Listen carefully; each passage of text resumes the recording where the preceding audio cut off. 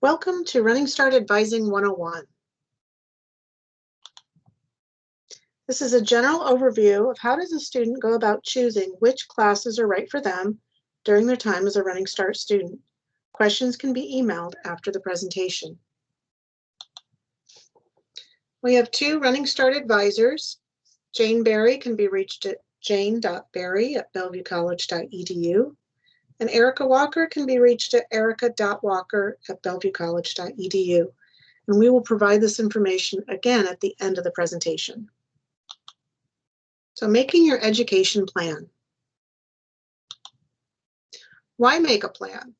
So whether the student's simply here to complete high school credit, or they also want to earn an associate's degree or AA by the spring quarter of their senior year, you want to make a plan so you can accomplish your goal. And there's a lot of choices, so make a plan that works for the individual student. Advisor's role is to give you options and present you choices. Student ultimately will decide their path.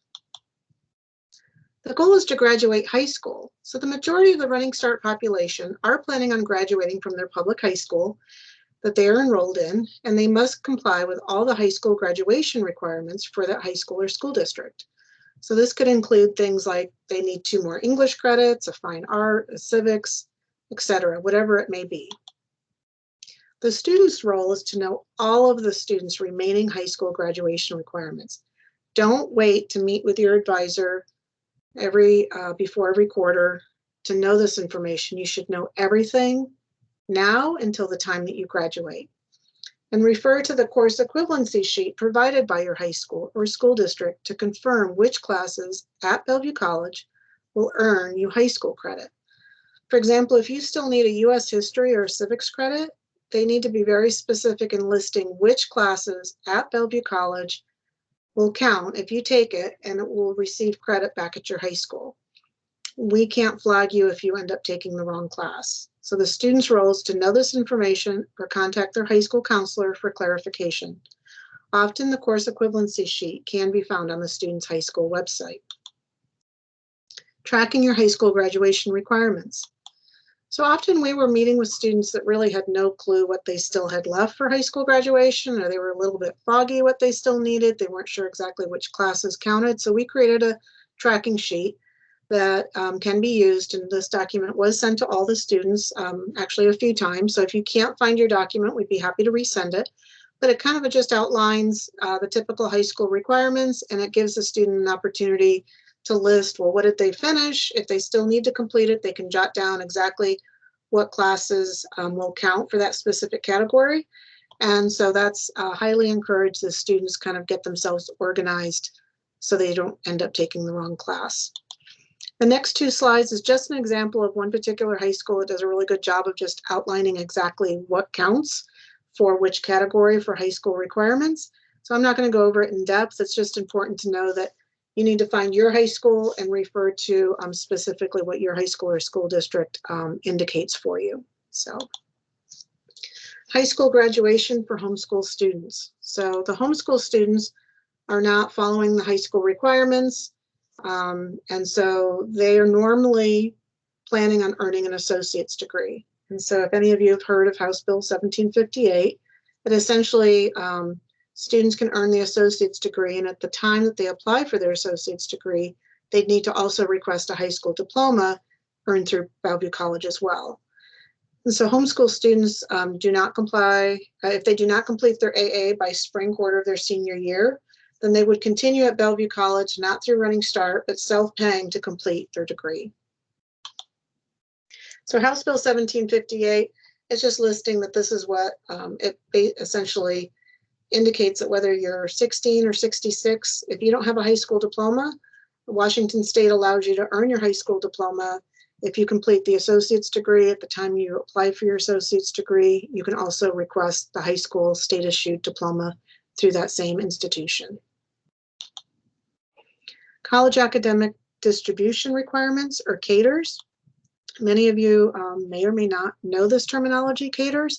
But CADRs is for students who are planning to go to college. The minimum college admission standards includes 3 components. So maintaining a GPA of a 2.0, taking the SAT or T-scores and have those scores directly sent to the college you're wanting to go to. Now, this has recently changed with COVID, so you need to research all the schools that you might be wanting to go to.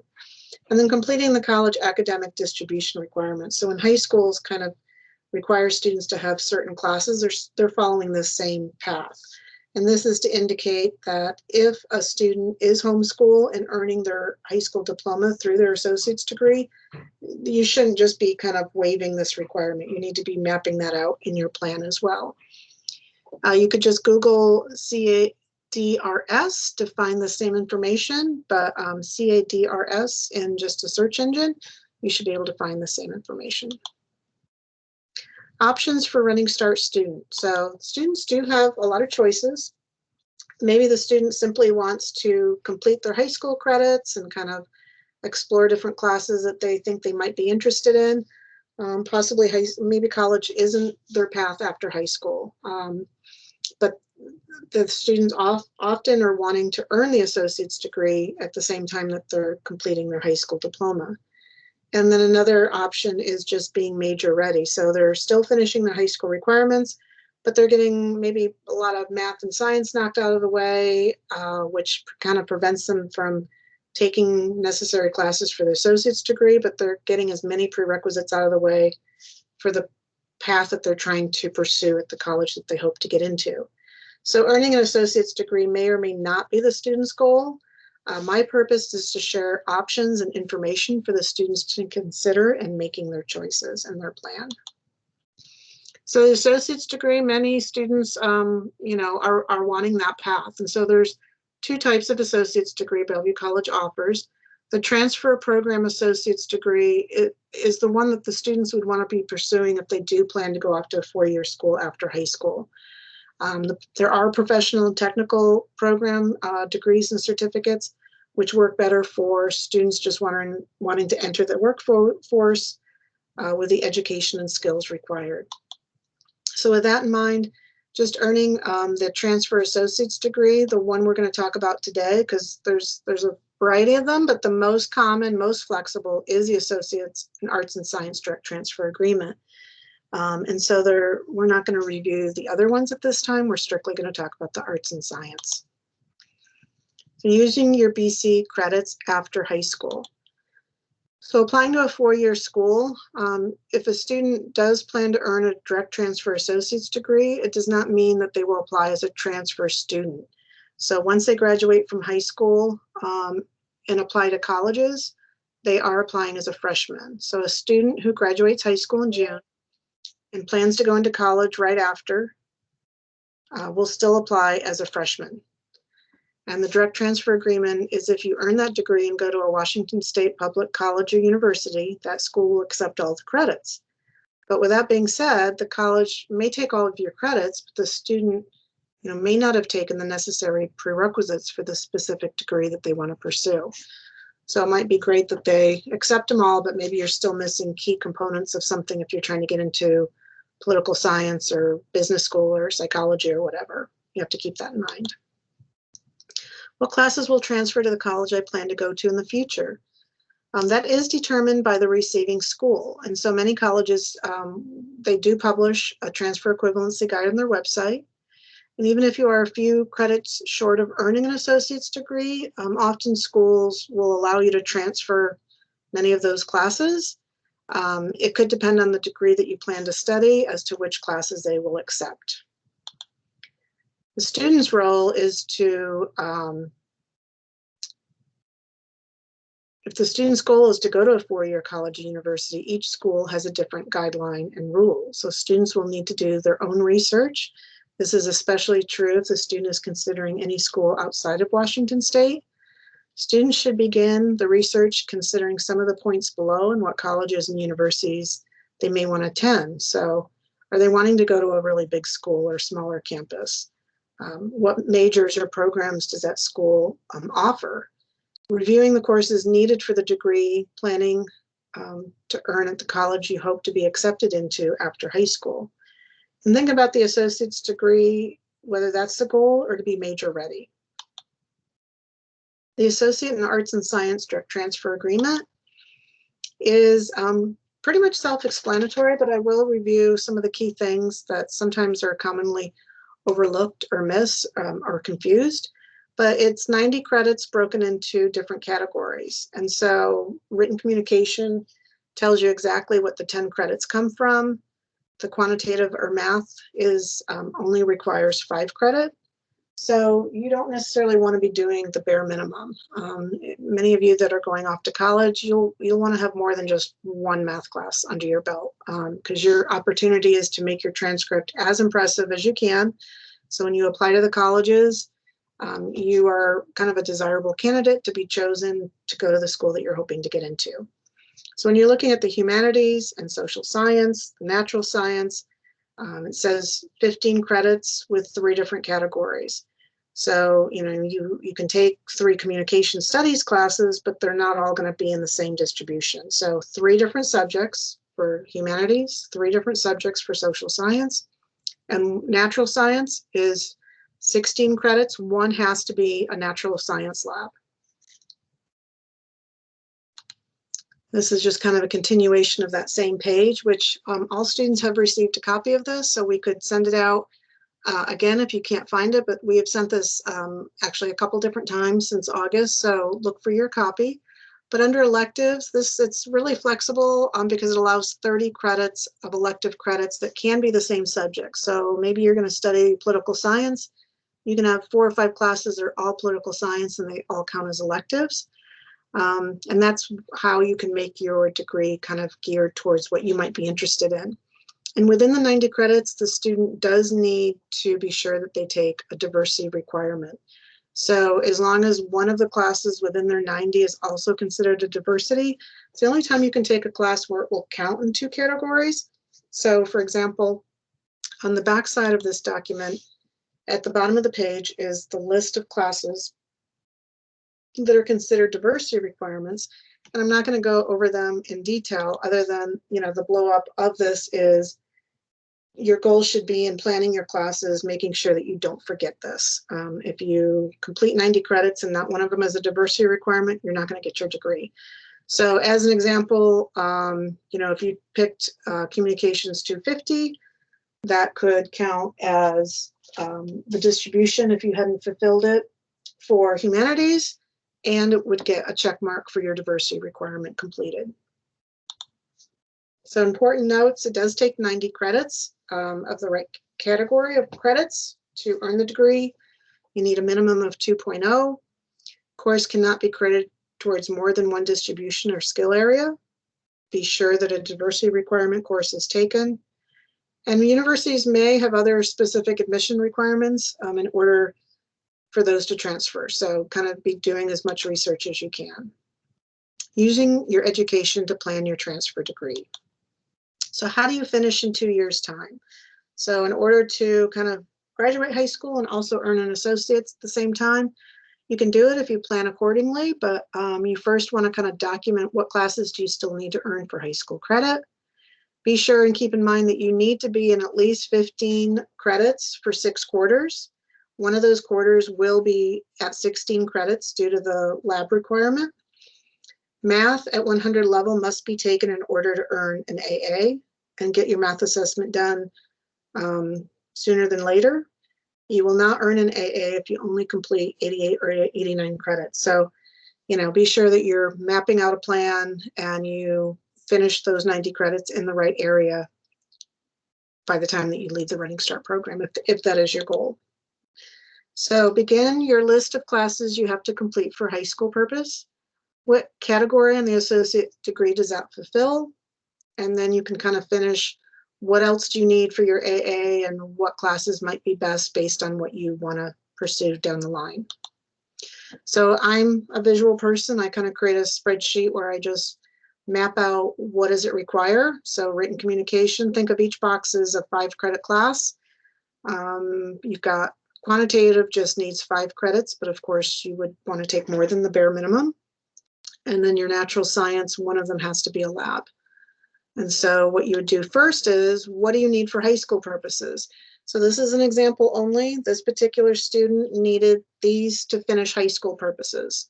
So that's all they needed to finish between junior and senior year. And then they would move on to what else were they going to take. So they had to finish out humanities, finish out a social science. They decided on Sociology 101 as their cultural diversity requirement.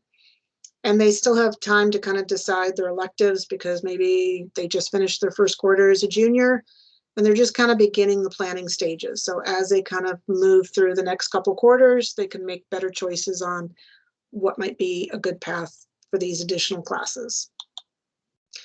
So to decide that, what is the student's interest? Does the school that you hope to attend have specific requirements for applicants?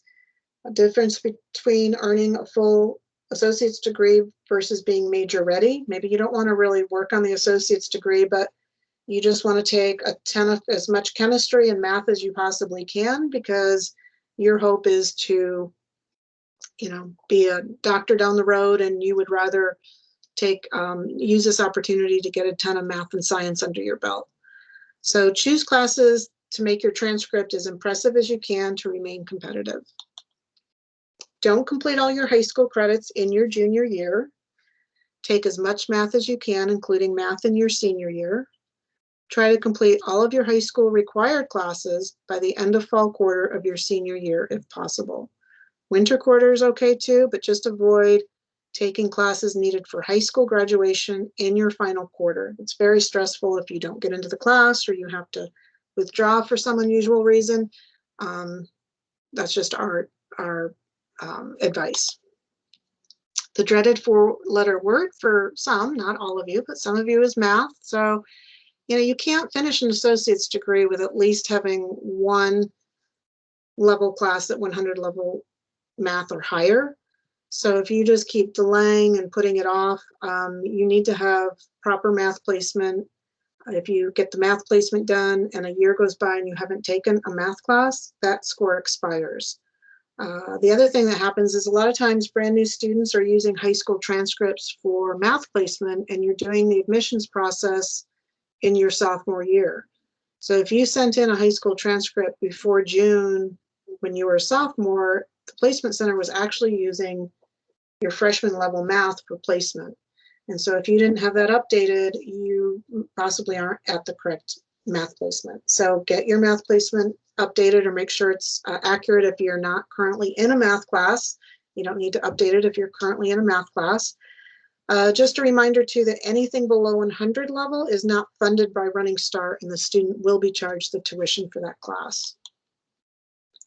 AP exams for BC credit or placement is a very common question. So we do accept not only advanced placement, but International Baccalaureate and the Cambridge A levels and other exams.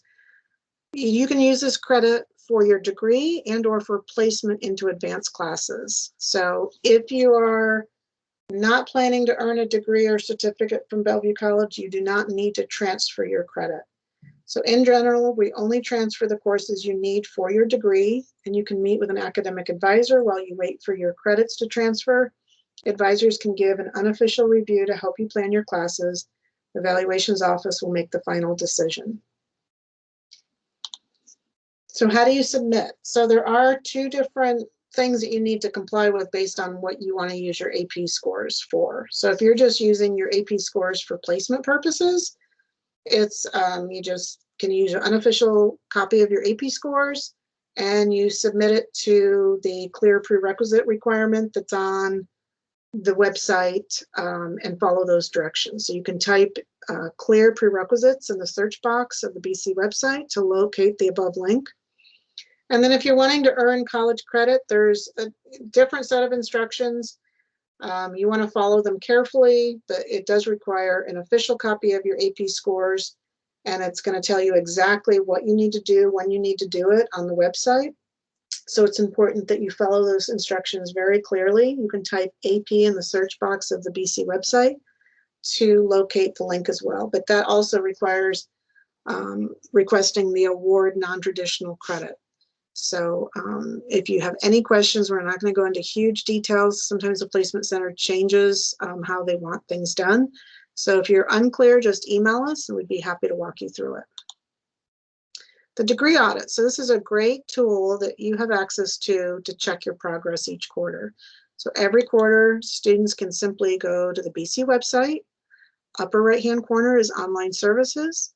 You're going to click on that and find the degree audit underneath records and grades.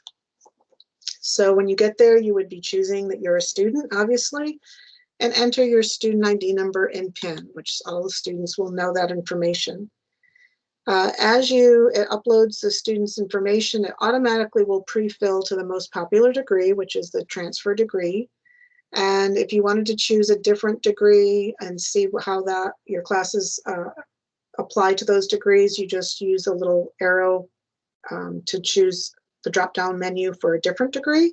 But it presets it to the most popular one. Just hit the Run the Audit button, which is the red arrow is pointing to that. And it pre-fills any class that the student has completed or that they are enrolled in, and essentially where that class is falling within the degree requirements. Okay, so it's pretty snazzy. The other thing I want to bring to your attention is when you go to, for example, you go to the humanities distribution, and it will tell you a choice of course options. If you click on the little plus sign, it opens it up to all the choices that are considered a class that would go towards the humanities distribution. So if you don't pick something that's actually listed there, it's not going to go towards a humanities. So as long as you really are careful and paying attention to detail, you wouldn't have a problem. The other thing that's on the degree audit are other tabs. The academic plan tab is not currently used, but Evaluations Office uses the Notes tab when applicable, especially when you're transferring credits and or when you're applying for your degree. They kind of put notes in there to let you know where you are in the process. Your test scores, you can see your placement level. So that's another tool. How to apply for the transfer degree. So just because you've earned all the credits doesn't mean we just mail you the degree. So if a student does plan to earn an associate's degree and complies with all the criteria, they do need to apply for the degree. So after you complete your fourth quarter, you should be able to review the degree audit to confirm that you are on track to completing your degree. Students will need to apply for the correct degree and pay a small fee. In December, we email our students, seniors in the Running Start program, reminding them if they are planning to earn an associate's degree, they will need to apply for the degree. So the easy tool to find all this information is type graduation in the search box of the BC website to review the details in full. Advising for Running Start students at Bellevue College.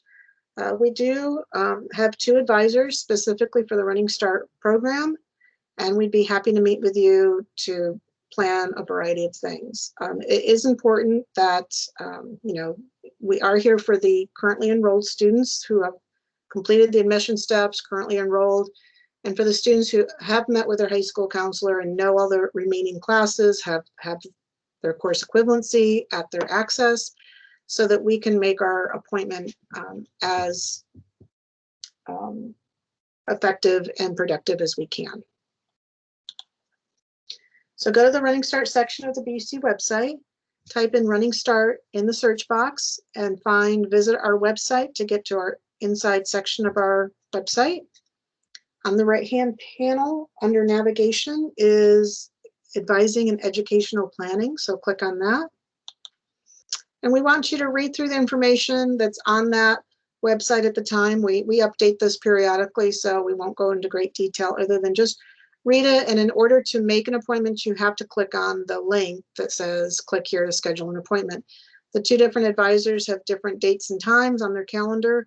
Due to availability, you'll see the options available, and every week more sessions open up. So if you go and everything's full, just wait till the next Monday and you'll see more dates open up. So that concludes the Advising 101 session, and we welcome any questions you may have. Please email one of the advisors with any of your questions from your BC email with your full name and student ID number, and write Advising 101 question in the subject line to help us know that you watched this. So the 2 counselors or 2 advisors emails are listed here, and we'd be happy to answer your questions. If you do want to plan out your classes, it does require you to make an appointment. So Please don't email us and say, can we map out our classes? You need to make an appointment, and we can do that at your appointment time. So thank you so much for your time, and we hope you have a great day.